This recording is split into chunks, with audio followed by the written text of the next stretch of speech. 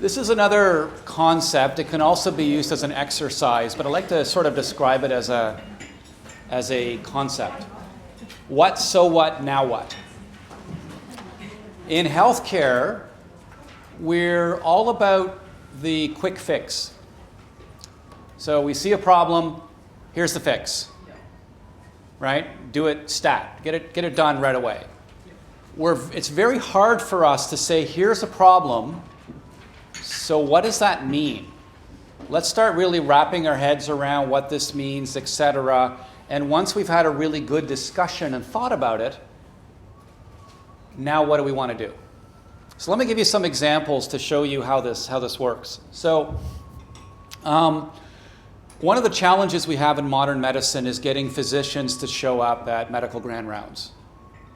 In our facility, grand rounds 100 years ago, you would drag some very sad patient into the room. We'd all sit in a theater and stare at them, and the doctor would show something, and then they'd all wander off. And we don't do a lot of that anymore. Now rounds tend to be presentations, a talk, right?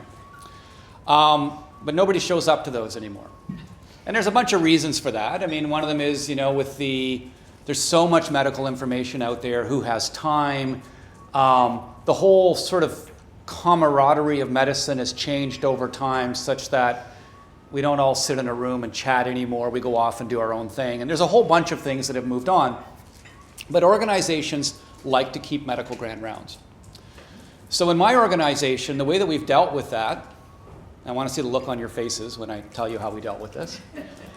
Our doctors are not showing up for medical grand rounds, so we'll pay them to show up. That's right. So if you show up a certain number of times a year, we will write you a check, and you will get positive reinforcement for showing up at rounds. Not sure how you feel about that. Anyway, I'm horrified by it, but anyway, that's what we've decided to do. So we were working with a psychiatric hospital about 100 kilometers east of Toronto, and there was a person in the audience when I told that story who said, well, I had the same problem here. I was put in charge of trying to improve attendance at grand rounds. So, problem, doctors aren't showing up anymore. What's the solution? So what he did is he stopped at so what? So rather than coming up with a solution, he said, let's start talking to people and figure out what's going on. So he spoke to the physicians, and they said, some of the talks are so esoteric that it's really a game about, I'm going to show you how smart I am, and I'm going to show you infinite numbers of slides with p-values and graphs and tables, and nobody will possibly be able to understand it, but it's medical grand rounds, so suck it up, that's life, right? That was one problem. Another problem was our traffic is so bad that I can't get there for 8 o'clock in the morning. And this was an organization that had multiple sites. So if you all had to come to the one site, it wasn't going to work. He started chatting to non-medical staff. He went to the nurses. Why don't you come to medical grand rounds? And they said, because it's got the word medical in it. These aren't for us. These are for the doctors, not for us. Other groups said exactly the same thing.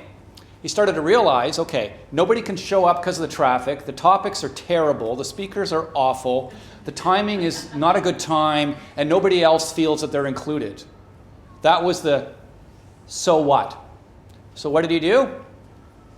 Video conferencing, different time of day, dropped the word medical, invited speakers from all sorts of different disciplines, made it really clear to the speakers that if you're showing up with a deck of slides this thick to show us how smart you are, we don't want you to speak. We want you to speak. We want these to be practical, useful talks on topics that we can all understand, and they need to be interdisciplinary. Grand round attendance improved tenfold. So think of the difference there.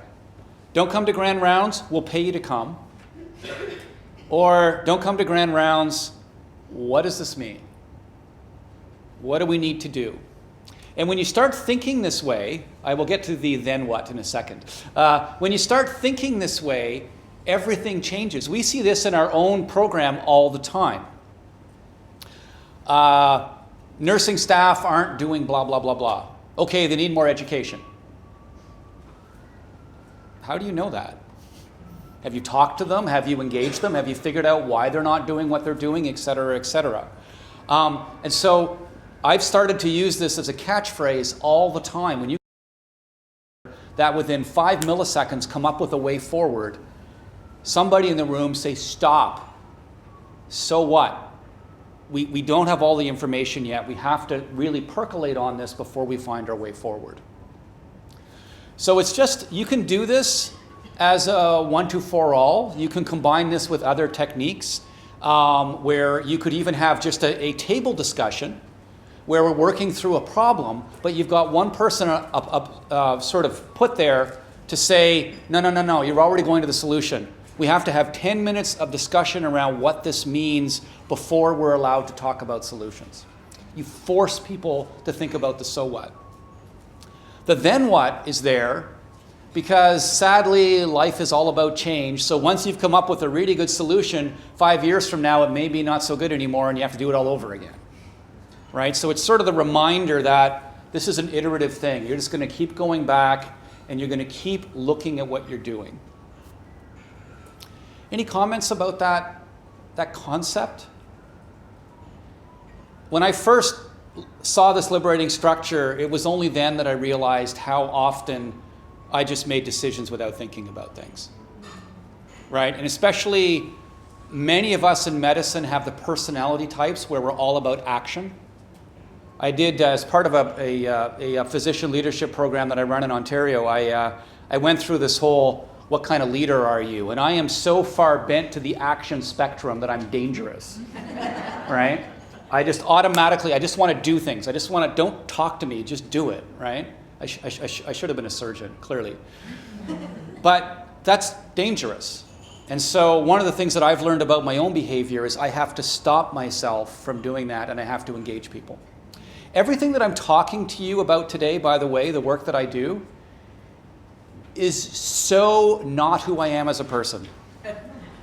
It's very hard for me to do this work. It's taken me a long time to fight my instincts, which is not to do any of these things. I'm just being honest. And that was what got me where I was in my career. And so I have learned to do things differently. But it doesn't mean that it's always easy. The first time you walk into a room and do triz, and people come up with all these ideas, if you've been the kind of person who's used to controlling things, you kind of want to jump in and start arguing with them, and you can't do that. You just have to let it go. Let them figure it out. One of the first people who used these approaches in the US was in a hospital in Billings, Montana. And she said the first time they did triz on trying to prevent the spread of MRSA, staff came up with all sorts of points. One of them was, we need more education. And she found herself arguing with them. I gave you an education session last week. You just didn't show up. You didn't listen, blah, blah, blah, blah. They had to take her out of the room, breathe, relax, come back in again. It's not about you. If they're telling you that they need more education, then they need more education. Doesn't matter, or they need different education. Something's not working. So you have to listen to it. So that's that one. It's a pretty simple concept, but we don't often do it.